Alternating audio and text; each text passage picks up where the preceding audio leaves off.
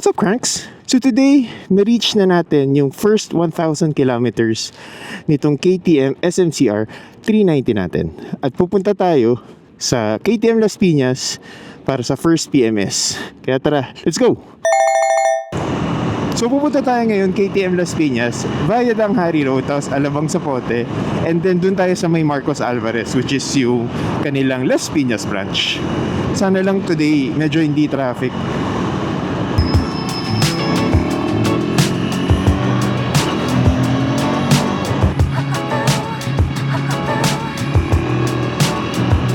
Naalala nyo ba, Cranks, nung pinakaunang vlog natin? Tapos may part dito, which is ito, papakita ko sa inyo. BAM!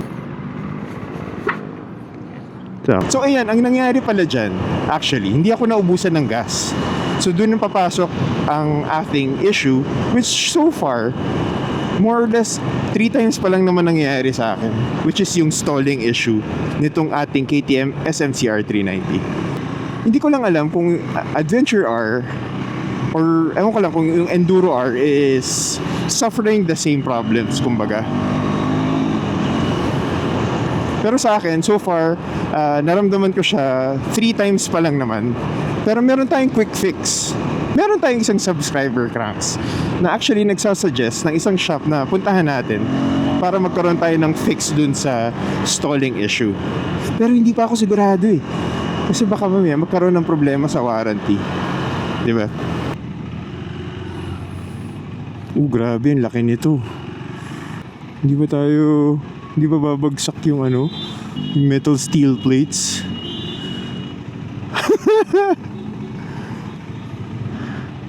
Ang laki. Kaya niya ba mag-survive? Ayan. Okay, Cranks, balik tayo sa ating stalling issue. So, ang napansin ko is pag kunyari medyo inclined yung dinadaanan mong kalsada, tapos kunyari medyo napapreno ka, na full mo, press yung clutch, bumabagsak yung RPM.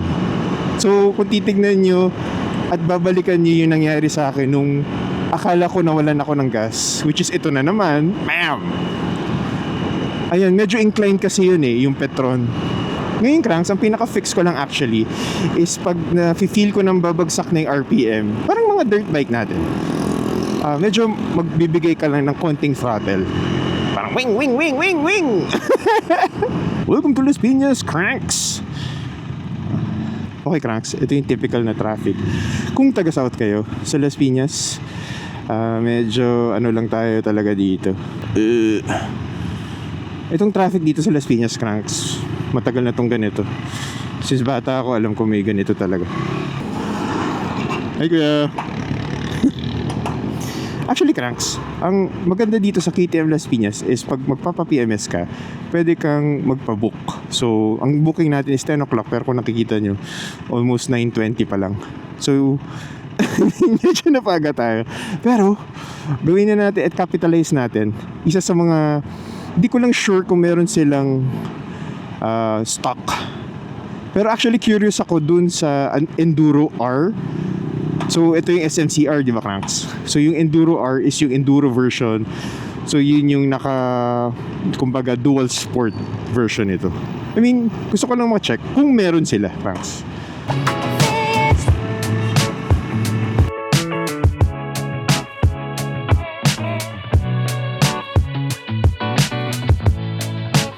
Okay, Cranks, andito tayo sa KTM.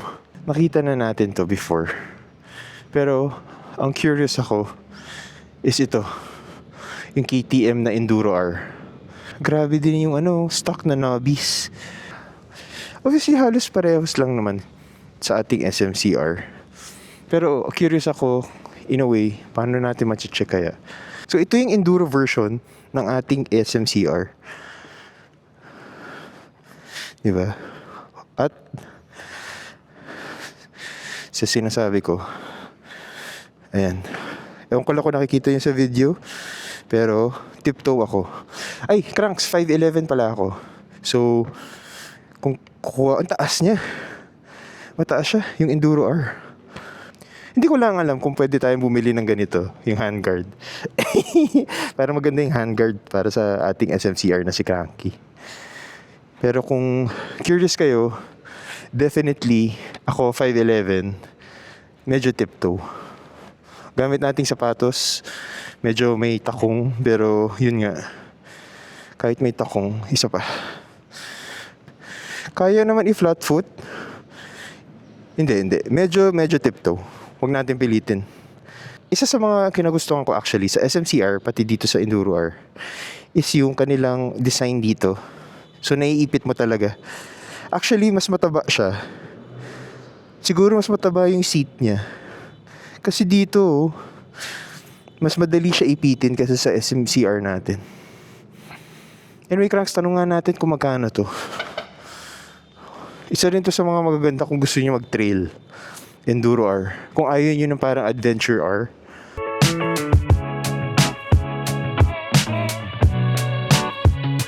So yan na, i-PPMS na ni Kuya. Oh, may kinabit ka pala, Kuya. Pang-reset siya. Yes po, diagnostic. Kailangan mo muna natin kasi ng diagnostic lang para natin siya gawa ng Yung service. Oo nga. Pero may warning siya kaagad eh. yes po. Na parang service. Oo. And by the way, Cranks, ito pala ang gagamitin nating langis today. Motorex 40 na fully synthetic. Fully synthetic, Kuya, di ba? 1,000 pesos isa. So, hindi na masama. Dalawa lang yung kukunin na, sabi ni Kuya. And, original KTM na oil filter. Diba? Sige, Cranks. Anyway, wag na natin guluhin si Kuya. Hayaan na natin siya magtrabaho. And, yeah. I think dun sa diagnostic, if ever, yun yung mag-a-unlock. Kasi ngayon, kung napapansin nyo sa mga past videos natin, na hanggang 6,000 RPM lang ang tinatakbo. So, kumbaga, ito, baka pwede na tayo lumampas ng konti ng mga 7,000, 8,000 RPM. And, Cranks, itetest natin ulit. Yung 50 to 100 is kung naalala nyo, tinesting natin yun along SLEX, yung 50 to 100 natin, which umabot siguro roughly mga 5 seconds. So, ngayon, pag na-unlock na siya, tingnan natin, Cranks, kung anong bago niyang 50 to 100. Or, kung maging mas torquey ba siya.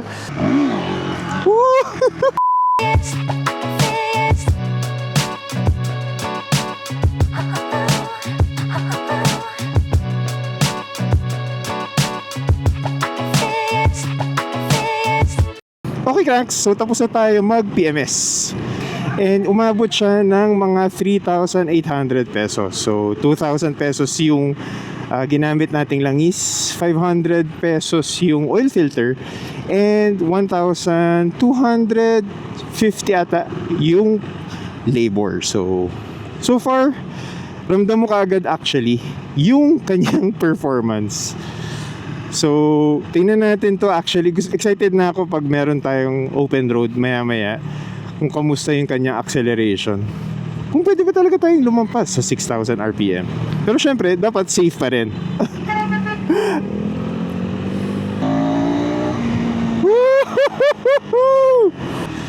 Ayan na, masaya na siya. Woo!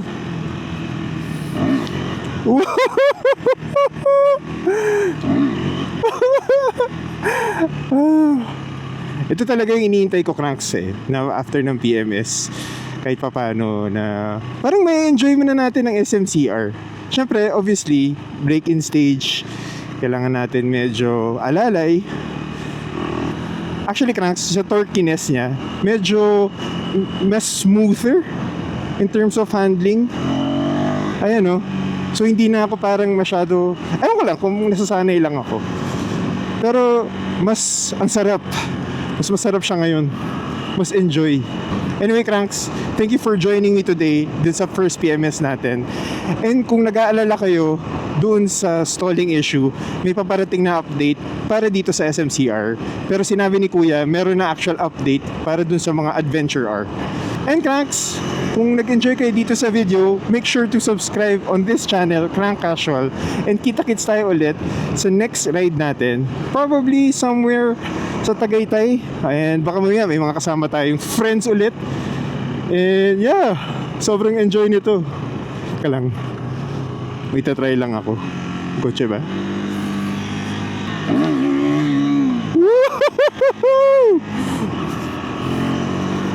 Ano yung cranks? Bye!